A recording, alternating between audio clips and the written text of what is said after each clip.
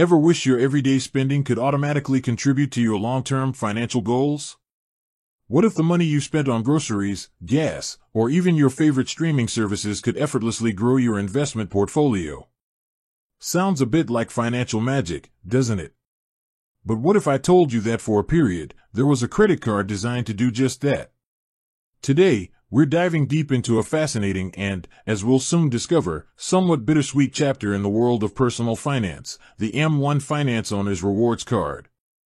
This wasn't just another cashback credit card, it was a unique experiment in integrating spending with investing, a truly innovative approach that aimed to turn your everyday purchases into building blocks for your wealth.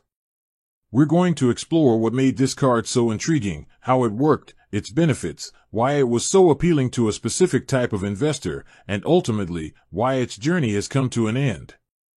Before we jump into the specifics of the M1 Finance Owner's Rewards Card, let's set the stage. M1 Finance, as a platform, has always championed the idea of automated, intelligent investing. Their core philosophy revolves around creating custom investment pies, diversified portfolios of stocks and ETFs, and then automating your contributions to those pies. They've built a reputation for making sophisticated investing accessible, with features like fractional shares, dynamic rebalancing, and a streamlined user interface. Against this backdrop, the Owner's Rewards Card emerged as a natural extension of M1's vision. The idea was simple yet revolutionary: seamlessly connect your spending with your investing. Instead of just earning generic cashback that you might spend or leave sitting idle, the Owner's Rewards Card was designed to channel your rewards directly into your M1 Invest account, funding your chosen investment pies. This created a powerful feedback loop: you spend, you earn, you invest, you grow. It was about making every swipe of your card a step towards your financial future. So, what exactly was the M1 Finance Owner's Rewards Card? At its heart, it was a Visa signature credit card that offered tiered cashback rewards, with a distinctive twist. The core differentiator was its Owner's Rewards feature. This meant that cardholders could earn elevated cashback rates when making purchases at a select list of brands where they also held stock in their M1 Invest account. This truly leaned into the owner aspect of the card's name, rewarding you for supporting companies you were already invested in.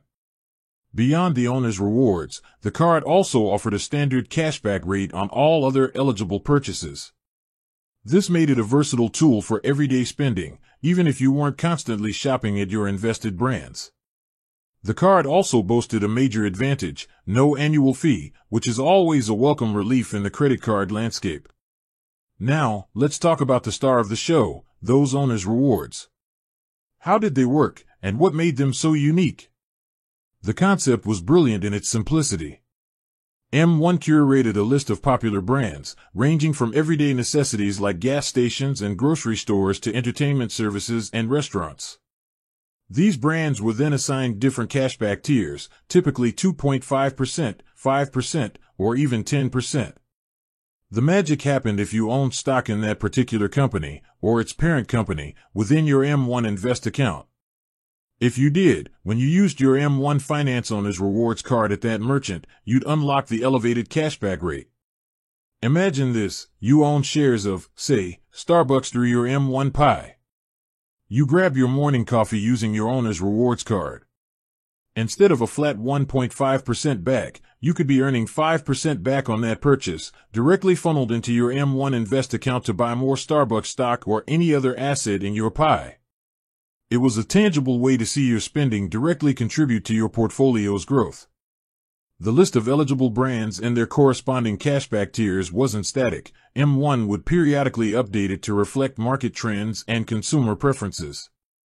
This dynamic aspect kept the card fresh and encouraged users to explore new investment opportunities that aligned with their spending habits. It was a clever way to gamify personal finance and foster a deeper connection between consumer behavior and long-term wealth building. Beyond the tiered rewards, the card also offered a respectable 1.5% cashback on all other eligible purchases. This ensured that even if a particular merchant wasn't on the owner's rewards list or you didn't hold stock in that company, you were still earning a solid baseline reward. This made the card a strong contender for an everyday spending card, not just a niche tool for specific purchases. One of the most compelling aspects of the M1 Finance Owner's Rewards card was its seamless integration with the broader M1 Finance ecosystem. When you earned cashback, those rewards didn't just sit in a separate rewards balance waiting for you to manually redeem them. Instead, they were automatically swept into your designated M1 Invest account. This automation was a game changer for many. No more forgetting to redeem points or letting cashback expire. Your rewards were put to work immediately, compounding over time. This automatic reinvestment aligned perfectly with M1's philosophy of hands-off, long-term investing. It took the effort out of maximizing your rewards and ensured that your spending was always contributing to your financial goals. The card also offered several other benefits, typical of a Visa signature card.